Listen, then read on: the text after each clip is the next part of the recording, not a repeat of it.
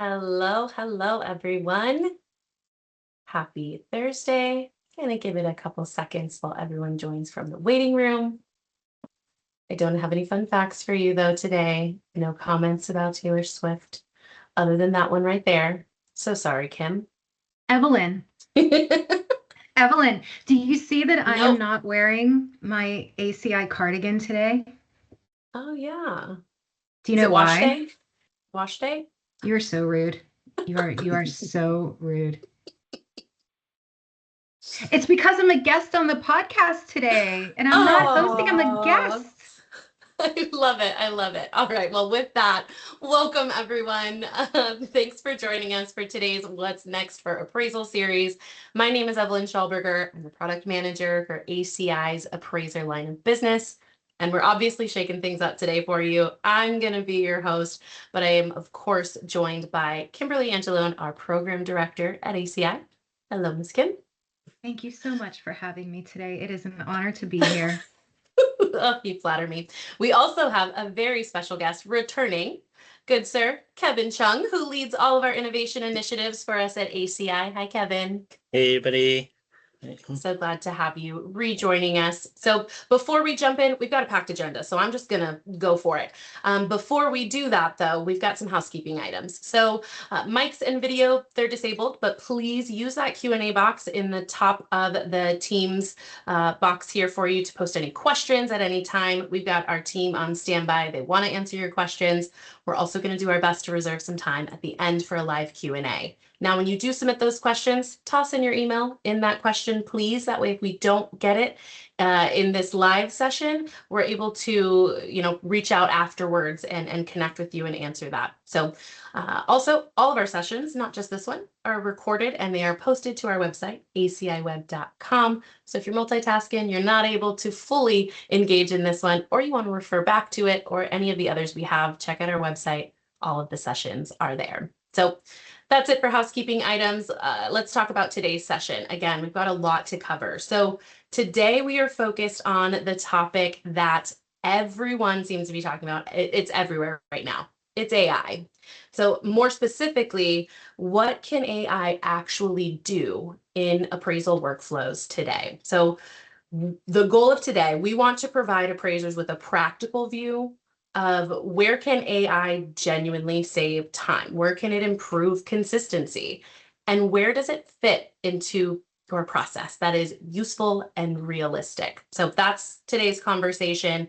Kevin is going to walk through some real examples and do a demo for us, help separate how it's possible, what is possible right now and what we'll work on further out. We're going to talk through why quality and governance is still very important to stay at front and center of all of this, right? It is a tool, it's not a replacement.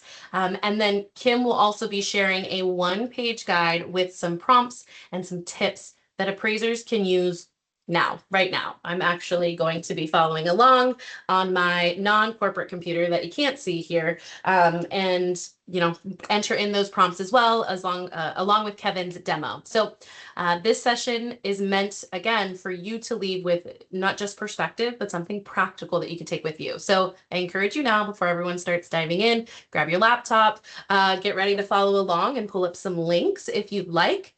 But with that, I'll go ahead and hand it over to Kevin. Let's dive in. Kevin, let's talk about AI. All right. Thanks, Evelyn. And hi, everyone. Really glad that you're all joining us today. So quick intro from me. I'm Kevin Chung. I work at ACI as a senior product manager focused on innovation, AI, and mobile. But just as importantly, I have been a real estate appraiser for more than 20 years. So I understand the workflow, the pressure, and the time crunch. I've been in this field since the time of film cameras and FedExing paper appraisals to a client. So I understand the skepticism. Yeah, taping the photos into the report. And yeah, so I understand the skepticism when new tech shows up and claims it's going to change everything. And today, that new tech is AI. And I know some of you are excited about AI and some are worried about it. If you're excited, I'm excited with you. And I'm going to show you what lies ahead for our industry. If you're worried, though, especially about being replaced, or you're not even sure what AI really is, I get it. I'm going to be speaking to you too. So here's the promise for you today. No hype. We're going to talk about what AI is, what it can and can't do, and how it applies to the appraisal industry. And by the end, we'll show you some practical ways you can start learning and applying AI in your appraisal work today. Awesome. Okay, so what is AI? What is this magical black box you've been hearing about all over the news? So let's demystify what AI is in plain English.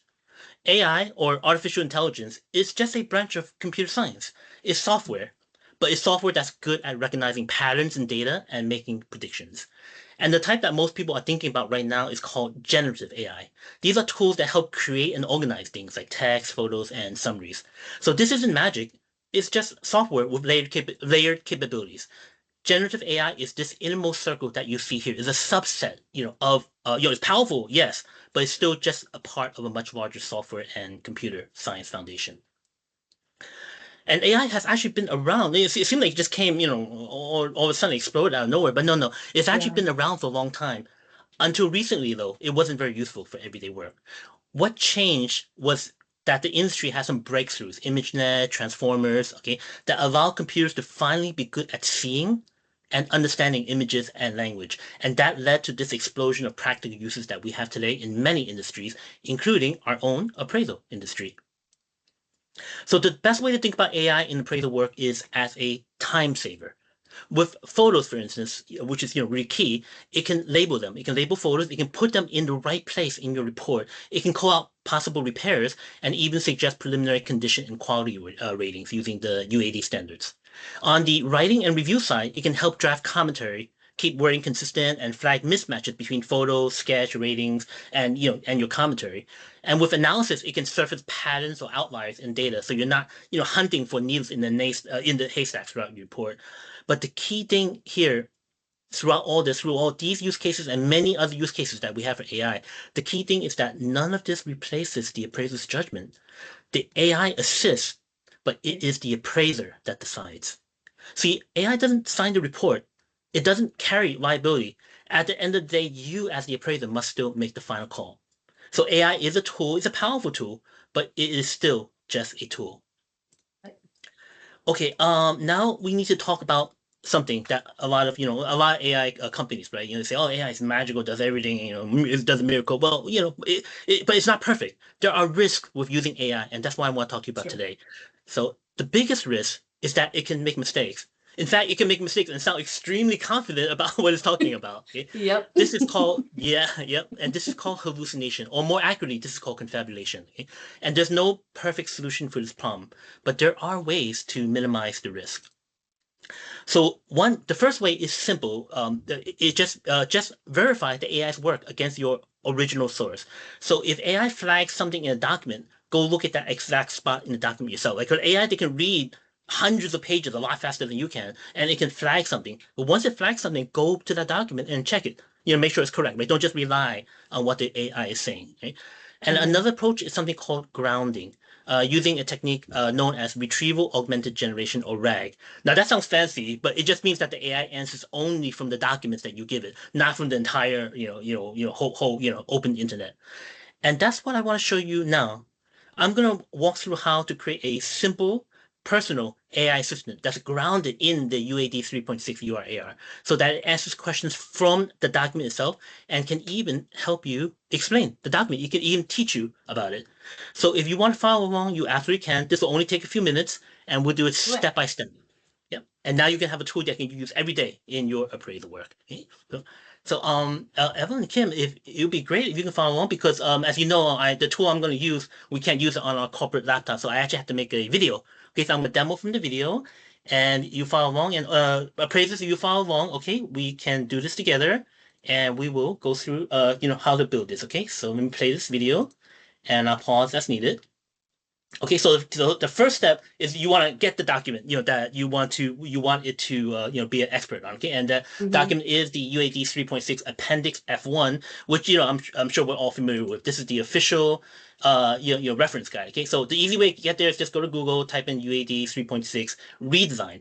This will take you to Fannie Mae or Freddie Mac website. They have the same documents. Usually Fannie Mae shows up first, so just jump to the Fannie Mae website over there. Okay, many of you are probably familiar with this. This has all the resources for 3.6. Scroll down to the URAR section and go to the document here called Appendix F1. This is the reference guide that you'll be using, for all you. Okay, it'll come into your software. Let me show you here. I didn't put this in the video. So it'll look like this.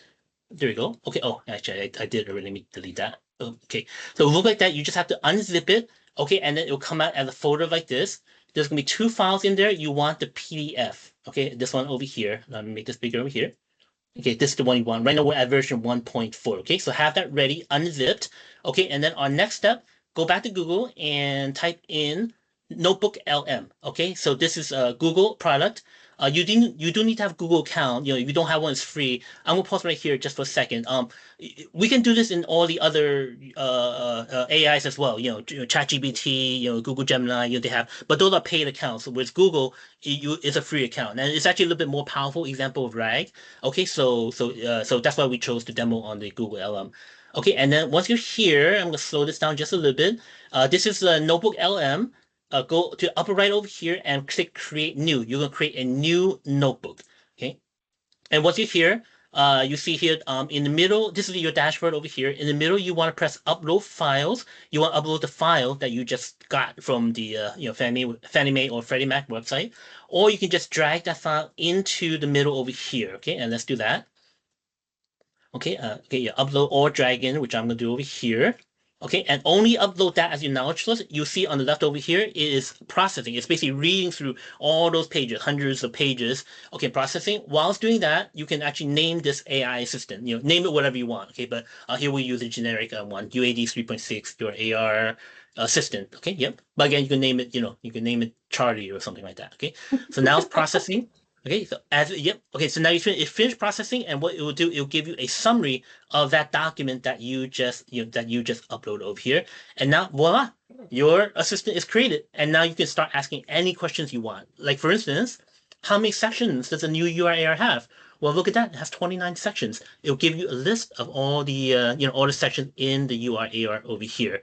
Okay, you can ask it any question. Don't ask about basketball scores or anything like that, right? But ask anything you want about the document you just uploaded and just learn like which sections are repeatable.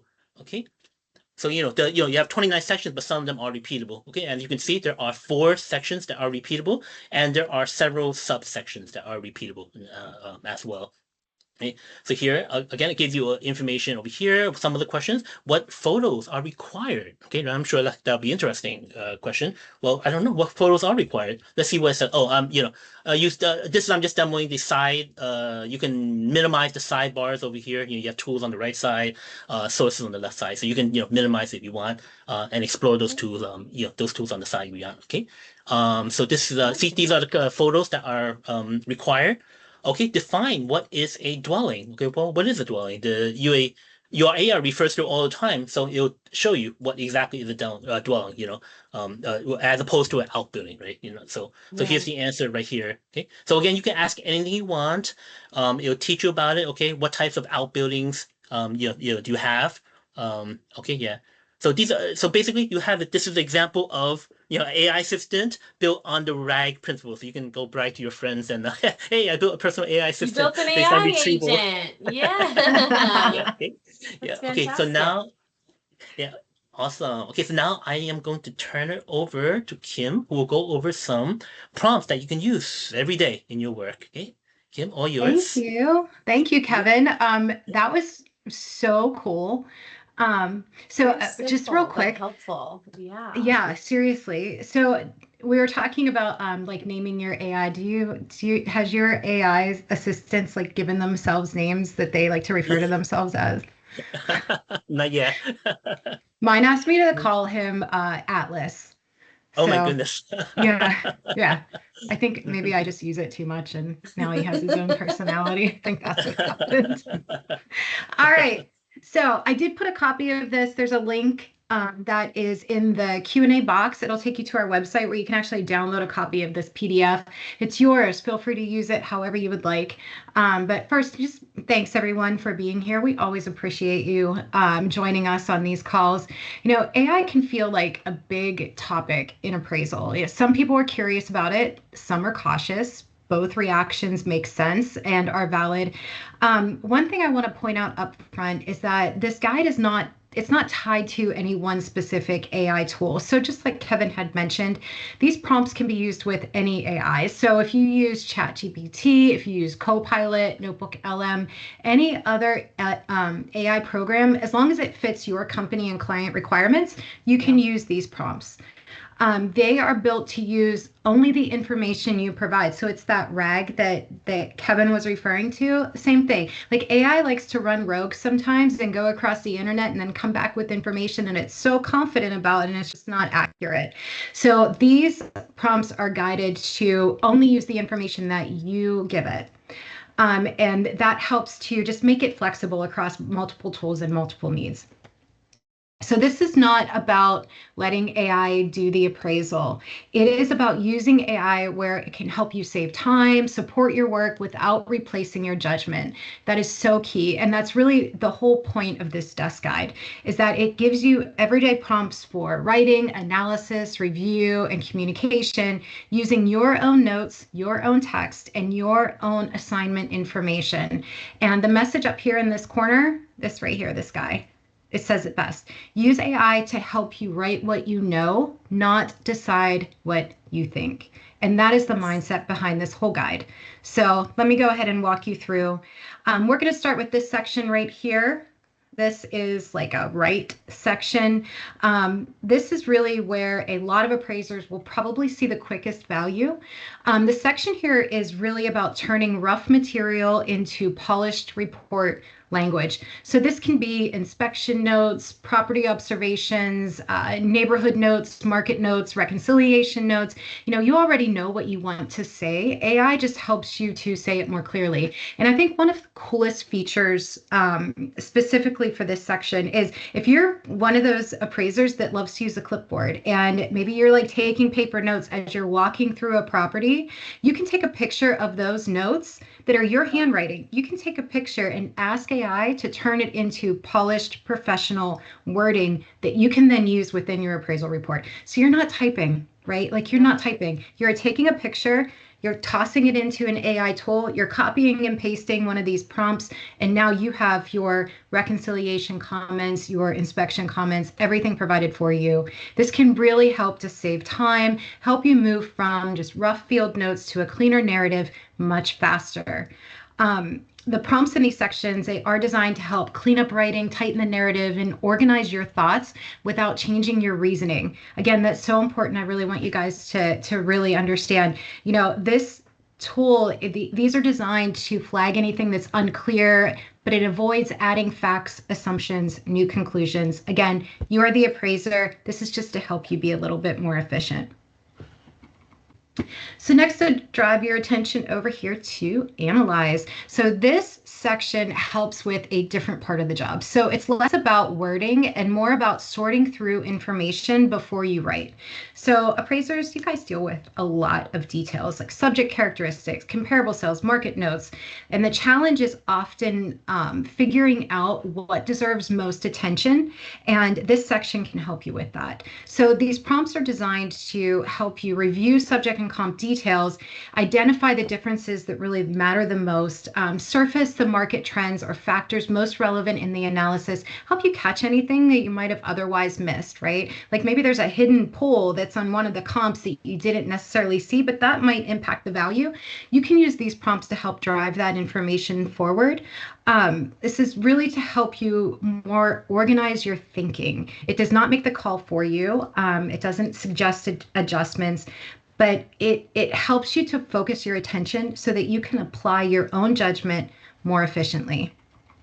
All right, so I'm going to just drop down here for a quick second and take you to my personal favorite section, which is check. So this is about quality control and assignment management. So part of appraisal work is making sure that content is clear, supported, and complete. And another part is making sure that you stay on top of what the assignment requirements are, what is due, what still needs follow-up. And the prompts in these sections can help review your text for inconsistencies, unsupported statements, potential bias, vague wording, missing details, but it can also help you turn that letter of engagement that I know everybody just absolutely loves whenever it's 40 pages of information that is so super important that's hidden all the way down at the bottom, right, in italics, and it's like 8 font you can't even see. It can turn that letter of engagement into a concise checklist for you so that you're just going through and you just see these are the requirements, these are deliverables, this is the due date, these are the things I need to follow up on. Quick checklist that you can kind of run through and check before you ship off that appraisal to your customer. So next I want to take you to communicate, which is down here. So speaking of customers, this section focuses on the client-facing side of the job, the emails, the responses, the updates that take time and need the right tone.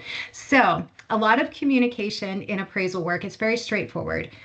Though it still needs to be clear, professional, carefully worded. I know how it is, guys, because I was on the other side, right? Like you're out there, you're inspecting 5 properties all at one time, and you have like your AMC who's asking you every 10 minutes for updates. I understand how that can be. So this section is it's designed to help you reply whenever you have a revision request, or maybe you need to send a status update.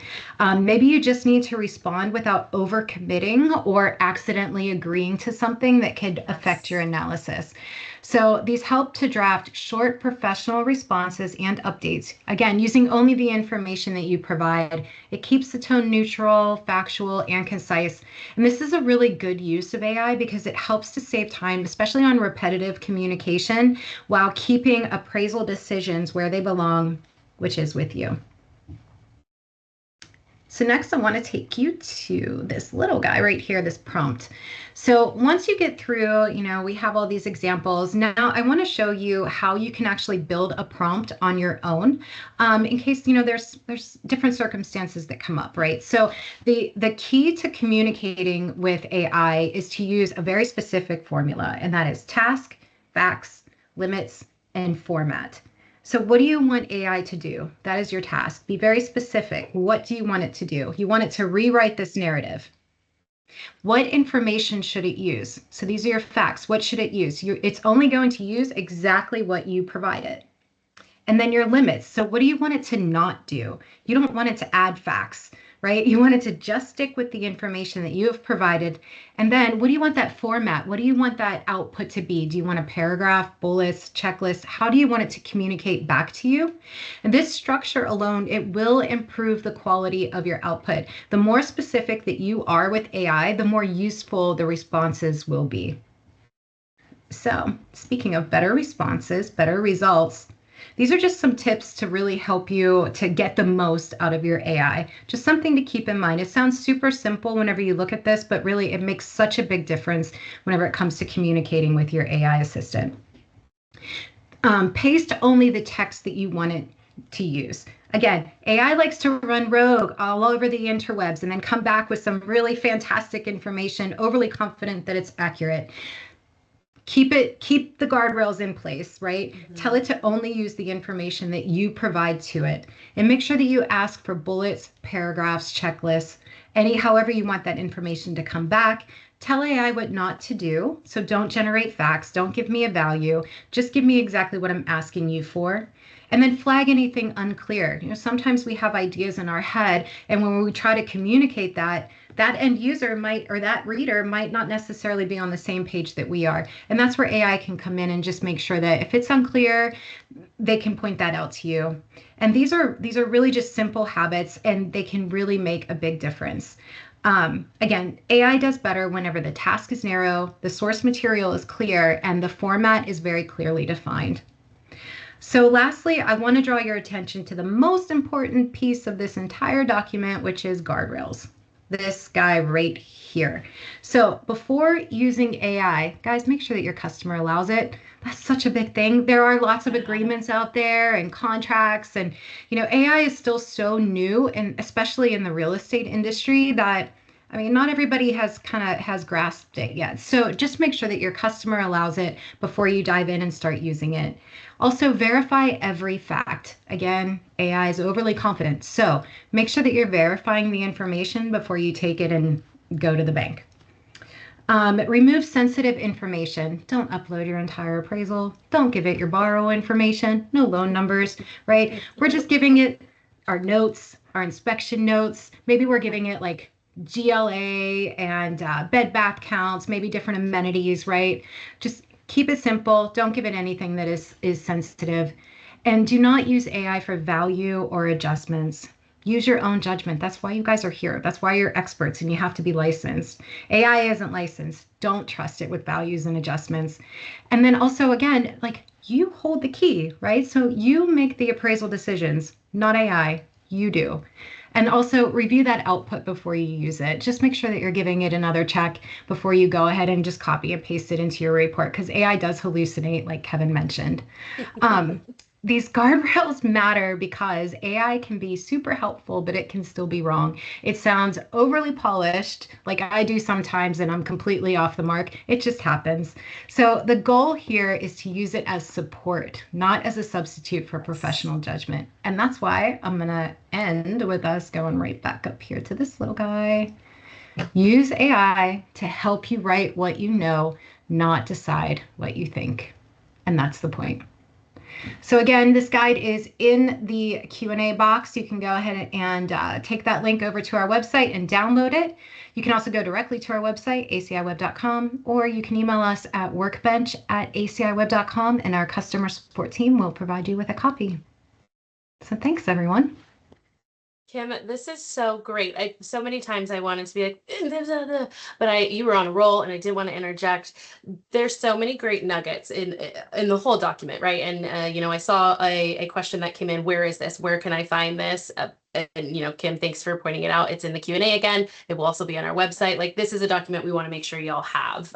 This wasn't created just for today. We want you to have a tangible guide to use. And I think the biggest takeaways, right, are, and I was following with your prompt, your tasks, your facts, your limits, your format, and was asking my new AI agent, thanks to Kevin's demo, specifically to please, I always say please to my AI agent. People tell me I'm too nice to it, but give me a bulleted list for the sections that have the most photo requirements per Appendix F. Make no assumptions. That was the prompt that I put in, and I got each section, the ones that it's identified for me, site section, section 4, site section, and then the unit interior have the most distinct required photos that are in there. So that was cool to see in real time, just to put it into action. I think I would really encourage everyone who is here, who is attending, try this, use it, see how it works for you, right? To both Kevin and Kim's point, it's a tool. It is to use as a collaborator, and nothing beyond that. So this ties very much back into what we've been talking about through this whole session, getting rid of the busy work for you guys. That's what we want to do.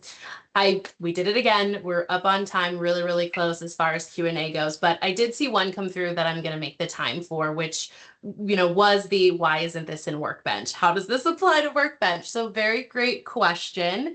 And it will. I think one of the things that the reason why we wanted to show you today some practical use cases is because it's not in Workbench, and we don't want to add AI for the sake of adding AI into our platform. We have really big plans for it. A lot of the things that Kevin has identified, right, and that Kim was talking about. So we wanted to give practical, a tangible way for you to use it today that's not in the platform. So I hear you. I know you want it. It's coming, and it is on our roadmap. So that's the answer for that particular question.